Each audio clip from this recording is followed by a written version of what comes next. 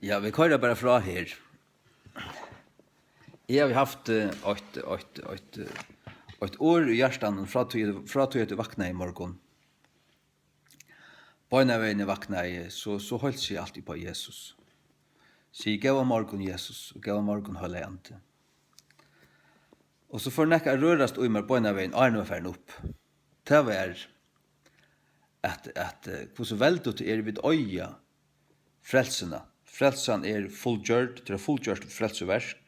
Jesus hever båret sitt blau, innom forheng i himmelen, og helt det ut av nøyestålen, og sottmalørsene og i himmelen, framfor gode feir. Og han sier blau betalninger for akkurat synder.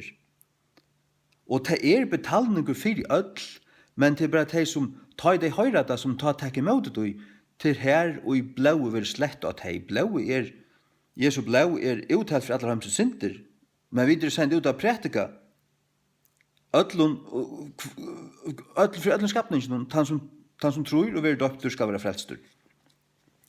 Men så husker jeg om grøying, det er faktisk særlig det som jeg husker jeg kom inn av i hesten stotte innslænden her, at grøyingen, hver en honker hun av, vi sier frelseverket liot til fullgjørt frelseverk, da han sier det fullgjørt, ta han betalt for tunna synder.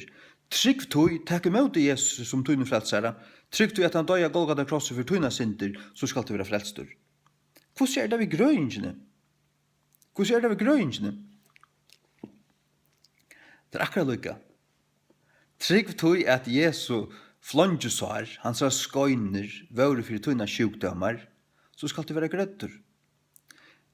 Tu erst grøttur, eller, ja, faktisk sier Guds ord at tu erst grøttur vi hans raskøynen. Du skal tryggva du og teka med du. Tryggva du som Guds ord sier, og teka vitt du. Halleluja. Jesaja 3, vers 4 og 5. Eller lett kunne teka vers 6 vi også. Visselig han hever båre okkara harmer, og båre okkara sorger. Vid tog metto han bardan, slittnan av gode og nuvdan. Men han var sardur fyrir okkara misbrott, han var knustur fyrir okkara misgjerer. Eingin til okkara fri var pja honon, og vi hansara flonjon vid grødder. Vi hansara flonjon vid grødder. Ikke vi hansara flonjon vi grødder, nei, vi hansara flonjon vid grødder. Alle vi som sier farne til straks, vi tar vent hver øyn til sin egna ve, og Herren hever lagt av han misgjerna tja okkon ödlun.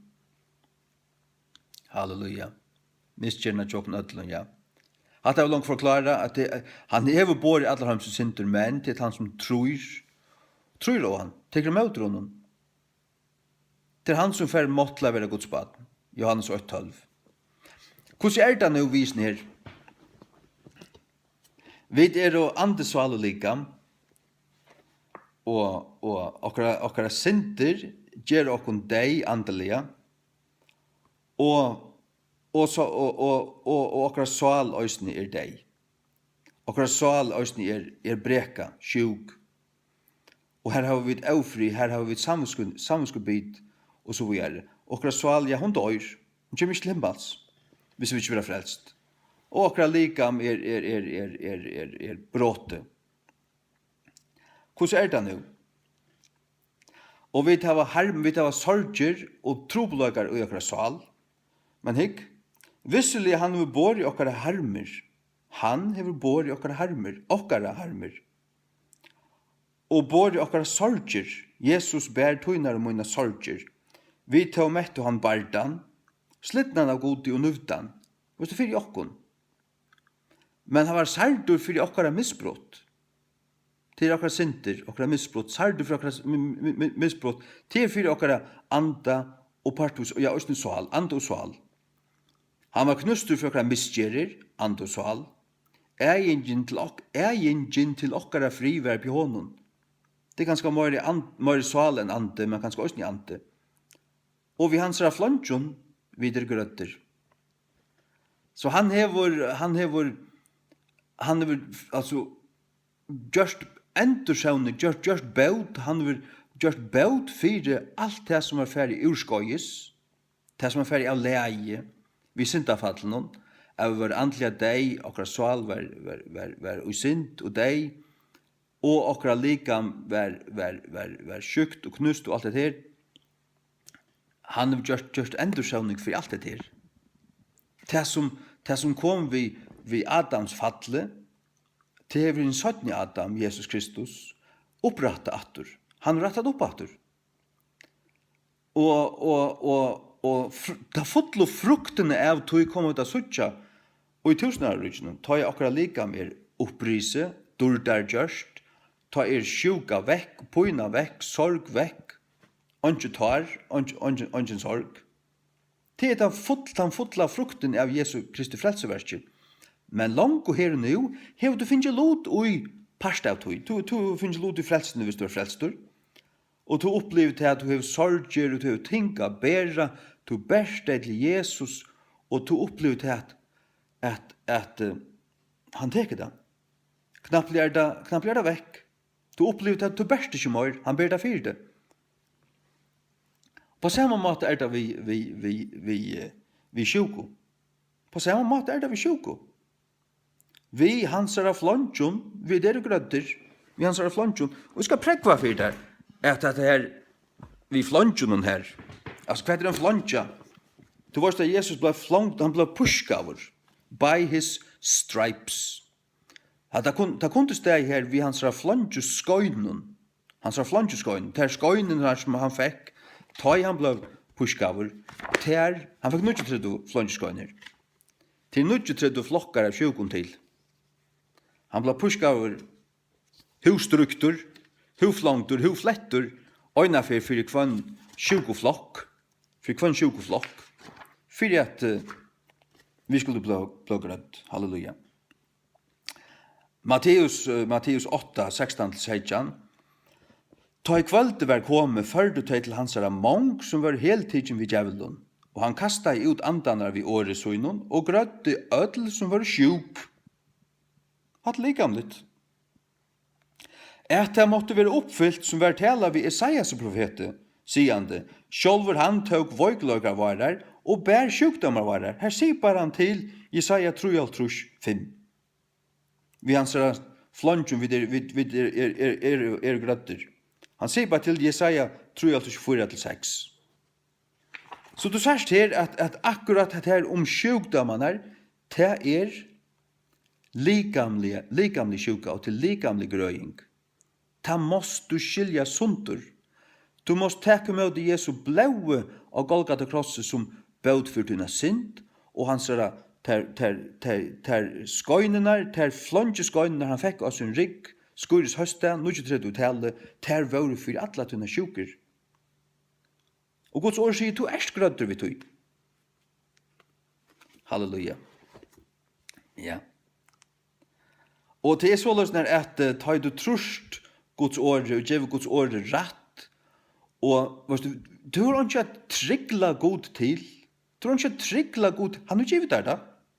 Du tykker imot at du vil trygg, nokta du da, så ditt hjärsta lukka, så ferdig det her forboi, du får ikke lot ut i, men trust du at det så, og prysar og takka god til fire, at du leste, at du sørst hikk hos det takk Jesus at jeg er i grøying for mine sjuker, eller for sjukene, to tidser der, halleluja.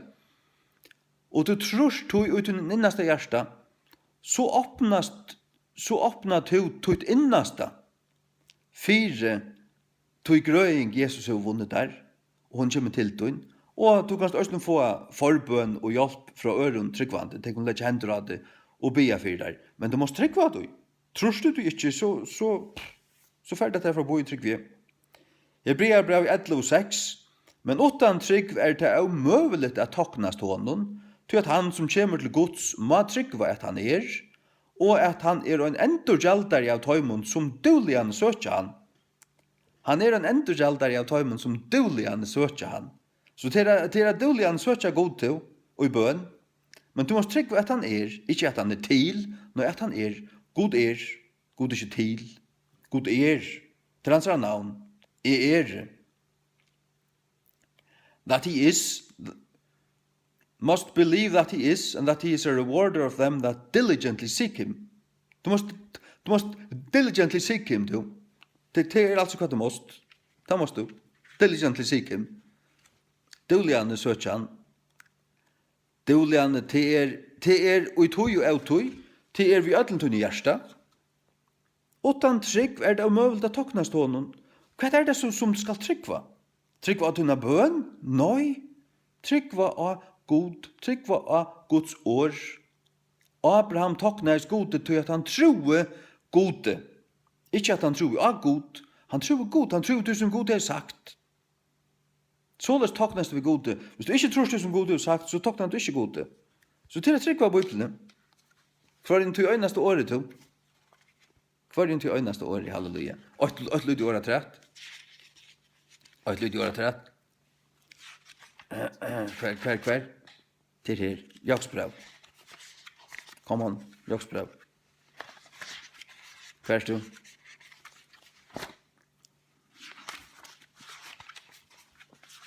Ja. Jakob 5. 14. Nekkar sjukur til han vittlun, let han kalla av hinnar eldstu av kyrkjene, og let tar bia iver honom, salvande han vi olju i navn i Herrans, og troarbønnen skal frelsa hin sjuka. Frelsa her ta mest i bjarga kvarjon, han skal ligga med. Og Herren skal røysa han opp. Herren skal røysa han opp. Om han hever framt synder, der skulle være fyrtjønner honom. Så er det at han ser man. Om han er framt synder, der skulle være fyrtjønner honom. Så er det frelsan og grøyingen henga saman. Frelsan, til det som vi minnast vi Herrens spår til vøyne og breie. Breie tegn på hans likam som var bråte for jokken. Hvordan tar bråte? Ikke bøyn var bråte. Hvordan var det så bråte? Jo, det var flengt seg opp. Det var puska sondru saman. Han orska ikke bæra krossen ut. Han miste han blau. Han strøttur. Kvui? Det var puska over til. Kvui var han puska over til? Jo, for akkurat grøying.